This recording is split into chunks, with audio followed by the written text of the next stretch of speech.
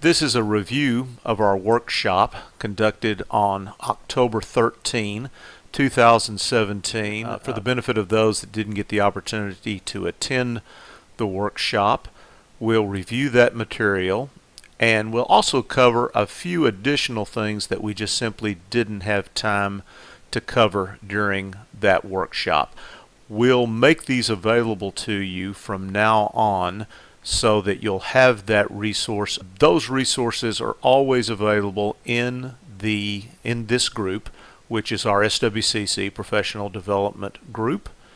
You'll see the resources right over here on the left column, and you'll be able to access those videos at any time. Just in case you're not in the group, this is the access code right here, R3 capital MRQ hyphen QSR95. It's all capital letters and numbers with a hyphen right in the middle. I believe everyone has been entered into the group, but just in case, that is a way that you can get in quickly on your own. We're going to demo the BigBlueButton video conferencing. Everyone's really excited about this. It allows you to schedule classroom instruction outside of your normal class hours.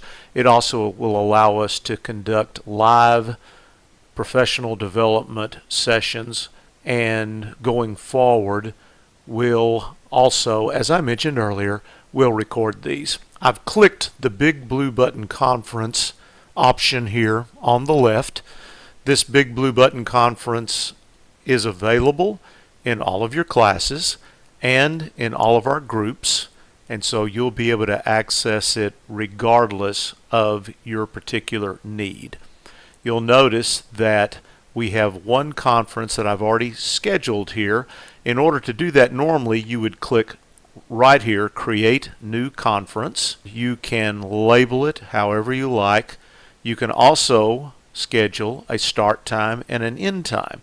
I haven't done that in this case because I didn't have a particular time that I wanted it to end or start, but you could certainly do that. Since the conference has already been created, we just simply have to click Start Conference to begin our time together. Notice the little gear wheel that you have in so many different Schoology options. When you click it, you'll notice that you can edit an existing created conference, or you can delete it. This is handy if you've conducted a session and you don't want it to continue to appear. You can simply delete it if you would like. So to enter, or to begin rather, the conference, we're going to click Start Conference. You may notice click to enable Adobe Flash Player. You'll need to do that, and then if you're in Google Chrome or some browser similar to it, it will ask you for permission to run Flash. You will click Allow. Without the Flash Player, you will not be able to conduct a video conference. It will then say loading, and then it will ask you, how do you want to join the audio? If this is a conference that you want to conduct and to be able to speak to the students or any participants in the conference, you'll click microphone. If you're strictly going to be chatting and be a listener in the conference, you can click listen only, and that will simplify things there. But for many purposes, you will want to be able to speak. We're going to click on the microphone once again. Since I'm on Google Chrome, it's asking me for permission to use the microphone. I'm going to say yes, I will allow it. And then you have this window. It's a private echo test. You'll click yes if you hear an echo of your voice, and I do. So I'll click yes. Then it mentions that I can record this meeting.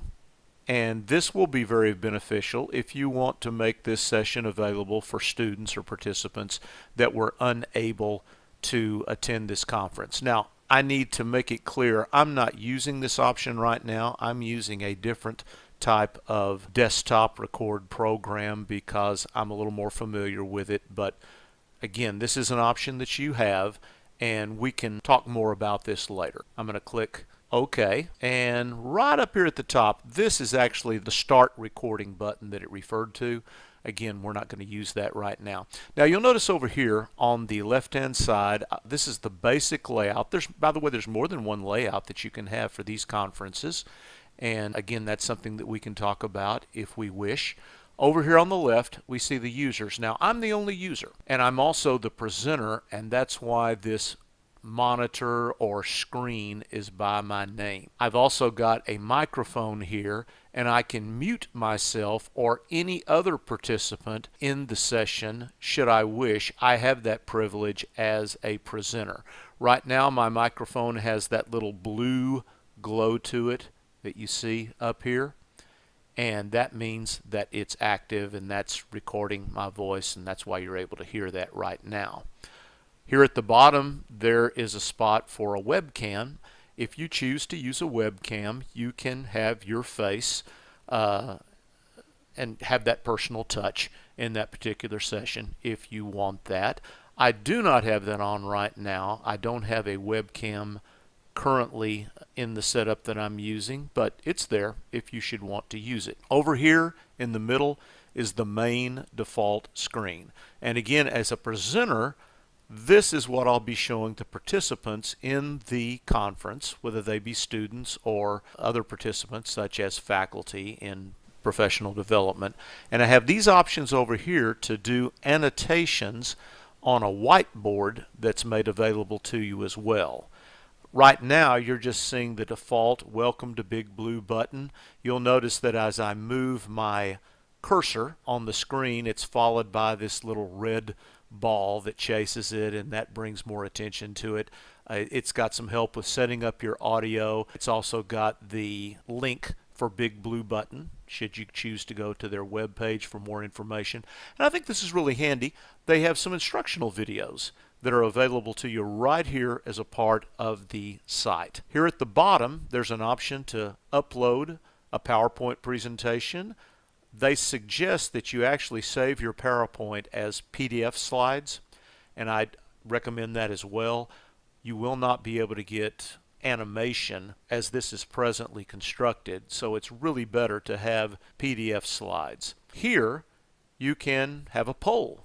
You can poll your students by clicking here and give the yes, no, true, false, multiple choice types of response. You can even do a custom poll, and that's very good for getting formative assessment in your classes or in any given conference if you'd like to get a quick poll to see if everyone's getting a good understanding of what it is that you're trying to present. Down here at the bottom, this is how you advance your slides. This is the zoom slider, where you can zoom in, as you can see on the screen, and make things larger. Over here, as I mentioned, these are your annotation tools. Here is where you can fit the presentation to the width, another way of making your presentation look a little different. And then over here, fit presentation to page, so another option there as well. You can also, down here at the bottom, far right, you can toggle full screen. So as you can see, you have a lot of different options that are available to you there. Over here on the right, this is really important. This is your chat window. This is where the participants or your students in a class can talk with you. They can either talk with you and let the entire class see it. You can talk to them and let the entire class see it. I'm going to type in hi everyone. Right here, the little blue button beside there, send message. It has my name, Dr. Barry Graham. Hi everyone. And this area over here to the left, once again, would be populated by the participants in the particular discussion or conference that we're having. Just to show you how that works, we're now going to show you what it looks like when someone joins as a participant in your Big Blue conference. In this case, I'm going to use our colleague Lola King. As she logs on, she'll get the same types of messages that you saw earlier with the flash player and all those kinds of things, and it'll have to load and go through that. Now, as you can see, Lola King has joined our session here, and she has joined as a listener only. That's why we see the headphones. And as a user or as a participant, she can also join our chat that we mentioned over there. I'm going to have her go ahead and hi to you as well, and that should come up here on the screen. Hi to you as well. So Lola has joined us. She can now chat with me publicly. But notice there's also this option tab here. With the option tab, Lola can also send me a private message, and I can also send her a private message. So to do that, you can, I'm going to use the scroll bar here to select a person that I can chat with privately. When I click on her name, now Lola has her own tab up here because I'm chatting with her personally. Hi, Lola, and I've sent that to her. Only Lola can see that now. When she gets it, a tab will appear up here in her chat window where she also sees Dr. Barry Graham, and I can respond back, hi, again, and she has responded back to me. That also opens up an option tab here so that I can private chat with even another person if I wanted to. Every time I did, a new tab would appear on there. And I can choose my chat options here for the font size, the audible chat notification, where if I send them a chat, they're going to hear something through their headphones or through the speaker on the computer. And then I have some other public chat options like save the chat and copy the chat. Now this is really good for documenting purposes. You can actually save it, copy paste it into Microsoft Word or another processor, and you could have that as a part of your records in conducting this class or in this particular session. I'm going to return back to the public chat now, and I can see all the various chats as they come in. You can also see here that there's this little emoticon below the users. This is very handy because with this they can raise their hand. My hand has gone up. Now normally that'll come from another user because they'll maybe have a question for me, but they can raise their hand. They can show a happy face, neutral, sad, confused. They need to step away from their computer for whatever reason, but they don't want to disturb the entire session, but they're just letting you know they've had to step away. Giving you a thumbs up, a thumbs down, applause. With this, I can clear everything, including the participants' emoticons that they've posted at this point. So I'm going to do that. I'll also show how Lola King here is going to raise her hand because she has a question, and there Lola has raised her hand, and I can direct something towards her either in terms of the chat, or since I'm speaking I can ask the question, and if she were to have a microphone she could respond directly, or she could respond to an audible response from me just by way of the chat over there. But they have a way that they can inform you if they need some information. I want to demonstrate now that there's also an option up here at the very top to mute everybody. I don't have to go through, if I've got a particularly large class or session, it would be very troublesome to go through and have to mute everybody. If I needed to do that for whatever reason, I can just simply click this and everyone is muted. I can also disable the audio for the rest of the session altogether. Should I want to do that, I have that option as well. And then I can open the screen share publish window. I'll give you more information on that later. What I'd like to show now is here at the bottom something that we mentioned earlier, the upload presentation. If I click that, notice what it says. I can upload my PDF document, and for best results they do recommend a PDF. So once again, if you're using a PowerPoint, you might want to use the option to save it as PDF slides. Also, I can enable download of the presentation. This is very important here. Suppose you want your users to be able to save your PowerPoint so they can study it or look at it later. You'll want to check that if that's the case. And I think in the case of students, you might certainly want that, or any session for that matter. So for right now, since this is just a demonstration, I am going to uncheck it. I'm going to select my file, and at this point I simply navigate to wherever my presentation might be. I have this under Schoology Training, and I'm going to go to my PDF file, and I will now click Upload. Alright, that did that very quickly. There's only 7 slides in this particular case. Once again, with my cursor, when I move it, my annotation tools show up, and I'm able to make whatever annotations I want in this particular presentation. Let's advance the slide. I'm reinforcing some of these things that we've already covered in this presentation, and so I won't bother to elaborate on all of this. I did want to show you the annotation tools. If there's something I particularly want to highlight, I can take my pencil tool here.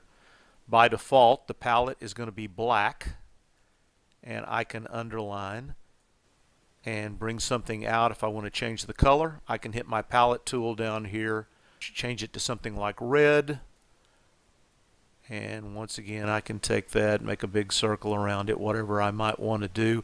I've also got shape tools for making a square, a circle, or an oval. If I want to circle something that way, here's a triangle, a line. You can try all of these out. Text. Many times you're making a presentation and you realize, I forgot to write this or type this into the presentation. You can simply bring it up here. Now is the time. And because it's in the default black, that's how it will appear in the presentation. You can change that if you want to something else. If I want to clear all my annotations at once, I can click this, but if I just want to clear the last thing I did, I can click the left arrow. Notice it goes away, but if I click the X, everything goes away. So very handy annotation tools. I can continue in the presentation. Again, some information here on the chatting, the uploading of presentations, which I've just done, the zooming in and out with the slider down here, and then the whiteboard, and we're going to get to that in just a second. Right now, presentations can be recorded and preserved for 7 days. That should change when we get our premium license, and I've been told that will happen fairly soon. So if you do want to record it using this particular option here in BigBlueButton, once again, here it is right up at the top, that will be very handy for students or any participants that missed the presentation. You can share these presentations. The webcam can share your image with the students. You can share your desktop. Again, that's up here. I haven't had really good luck with this, to be honest with you, so far. This is a really nice option, assuming that the bugs are worked out. But you can take your students or your participants somewhere else on your computer. For instance, if I wanted to go to my desktop or to another program to show them something, you could do that. But for the time being, I would use that sparingly until we're sure the bugs are worked out. Students can express themselves with the emoticons. We've talked about that. We can poll the students, once again, there with the true-false multiple choice options. And one thing that we didn't cover was changing the layout of the presentations. In the bottom right, you'll notice that right now we're in a custom layout, but we can change this layout to closed caption, video chat, webcam meeting, presentation plus users, lecture assistant, lecture, and shared notes. I encourage you to just play with these, experiment with it, and see if you find something that might work better for your class or for whatever conference that you might be conducting. For instance, if I want to do a presentation meeting, notice how the layout has changed. Now my presentation is over here on the left, and it just simply shows the chat, and I don't have as much of the user layout because it assumes for a presentation type of setting like this that you wouldn't be using that as much. So experiment with that. You've really got some fun things there. I'm going to go back to the default layout now, just so that we can stick with that. And also notice, if you will, there is a multi-user drawing option. If you have a situation where you want students to do some actual participation in the drawing on a whiteboard, which we'll demonstrate in just a second. By the way, a whiteboard is just simply a blank white page here that you can use these annotation tools. So if you wanted the students to jump in on that for whatever reason, you could certainly do it. Finally, I do want to demonstrate the whiteboard feature of BigBlueButton. I've gone back, as you can see, to the default page, the welcome page. It gives you 5 screens here. Notice that they're all blank so that you can quickly go to another if you decide to have multiple pages. As I've gone to page 2, you'll notice that it's just a white page, and from here I can use all my annotation tools that I previously demonstrated. Here is the multi-user drawing, and once again, if you activate this, the students can join in as well if you would say have a math problem or some sort of participation with your class or workshop participants where they could join in and put something on the whiteboard. If you're brainstorming ideas, you can see where this would be particularly useful. I'm sure you're excited about thinking about the possibilities in using this here at Southwestern Christian College. Once again, this is Dr. Barry Graham.